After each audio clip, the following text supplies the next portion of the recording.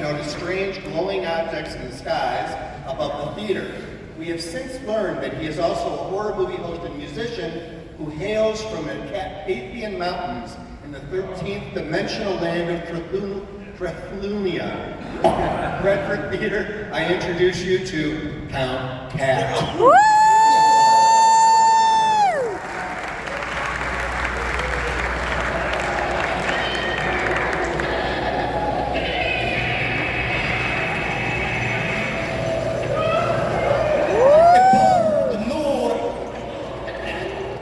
Did you fall, Superman? Wasn't him who said you're insane. Ooh, we got some Ozu. Ah, yes. Well, we already knew that. They're flying saucers with aliens. Good. Perhaps you'll abduct you out of my life. What life? We're all dead. Of course. Do we have a plan?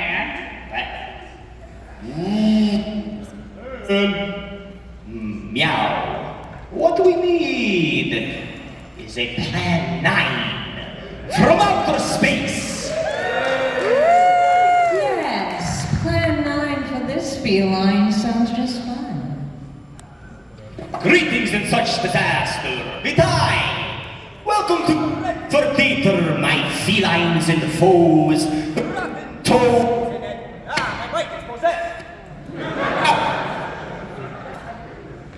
Meow, meow. Can you hear me hiss? As I was meowing, is that better? Yes. Vitai! Welcome to the Redford Theater. My felines and foes, rotten toes and Edgar Allan Poes.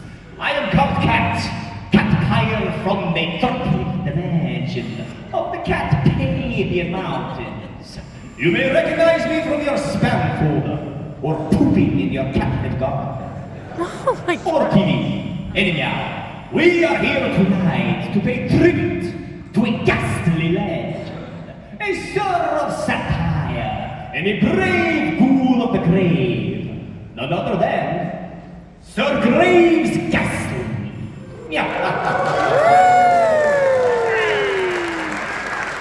He is a legend spreading through multiple decades from 1967 to 1983. Ooh, scary!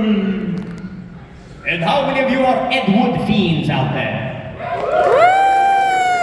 You seen an Ed Wood film of 4 or more? And what about Sir Graves? Well, if you're not, then get out! There's a trap door right... I mean, it's just a regular door on the floor. There's no spikes or acid. Oh, we're just kidding. So Plan 9 is not only Edward Jr.'s most recognized film, but also Bela Lugosi's last film that he ever shot. Edward had originally filmed the Lugosi for another project that never came to be, and then recycled it into what became Plan 9. He then used a bald chiropractor wearing a toupee, who really looked nothing like Lugosi, but the cave. The cave! Fantastic and frightful. And of course, we can't forget the original glamour ghoul herself, Bela Lugosi's Vampira.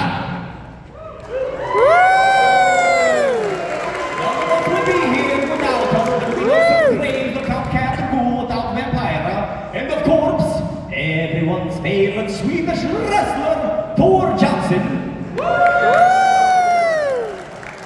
In the matter of cats, we have a special treat for you tonight. Please give a cold shriek for one of the sons of Sir Graves, David Deming.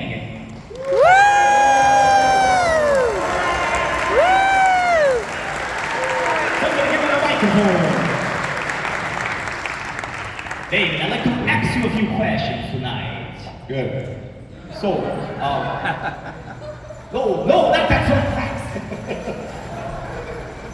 Sorry, old David. Old habits die hard. So,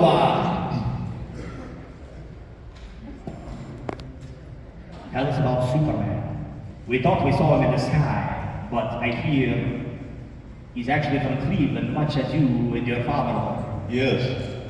Yeah, two young guys when they were 18 years old in Cleveland, in high school still, came up with the concept of Superman.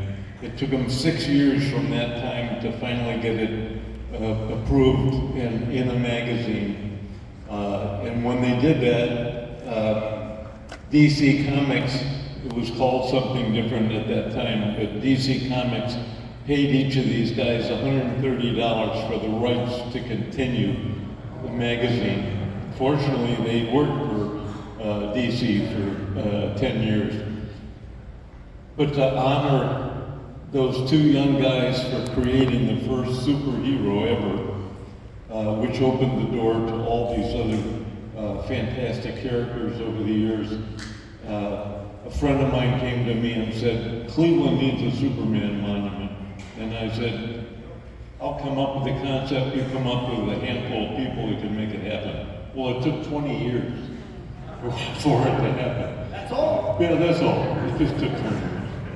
So anyway, I created an entire plaza at the Cleveland Convention Center. So there's Superman on a pedestal flying up in the air, and then 3 bronze figures of Siegel and Schuster, and Siegel's wife, who was the first model for Lois Lane when she was 17 years old. So they're standing off to the side, pointing up at Superman, and then behind them is a telephone booth with Clark Kent's outfit strewn around on the inside. Very cool. Yeah. Many people were all aware that Superman's origins were from Cleveland. I didn't know. Very educational. Did you carve it? Did you sculpt it out of kryptonite? I tried kryptonite, but it wouldn't stick, so we did stainless steel. He was the man of steel. Brilliant. And you're also the artist behind the sculpture of your father in the lobby, correct? Yes. How'd you do that? Well, after the first tribute some years ago, maybe 10 years ago, my brother Rick was so impressed with this that he and his wife decided to give the theater an endowment so that we could have a thing like this every year from then on. And when I heard that my brother had done that, yeah, applause for my brother.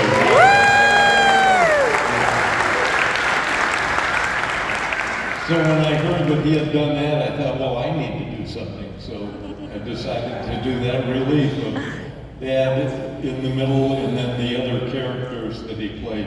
And by the way, I tried to get Tilly Trollhouse, Sir Graves' girlfriend, to come with me today, but she had to go to a bar mitzvah earlier on. What a good one. Perhaps snatched. So out of all your siblings, who inherited doing it? Sir Graves chuckle. Very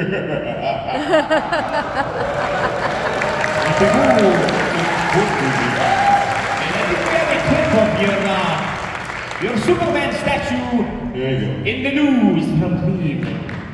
Check it out, meows. His connection to Cleveland this weekend. After nearly 30 years in the making, there was a special unveiling of the new Superman statue located just outside the Huntington Convention Center downtown.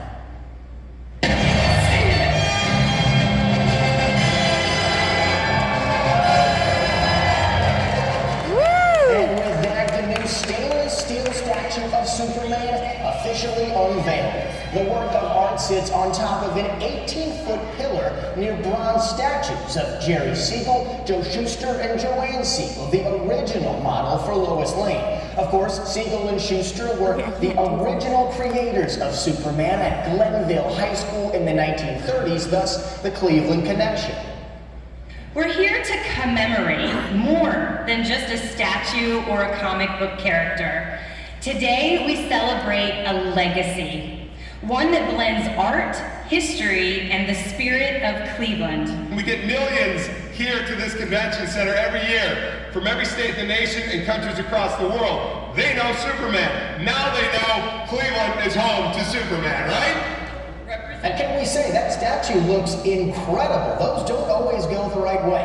World-famous local sculptor David Deming also recognized for his creation. The statue is expected to draw thousands of visitors to downtown Cleveland every year. Watch what magnesium does to your body. If you have to work more than full-time. Don't watch what magnesium does to your body. Do not watch it.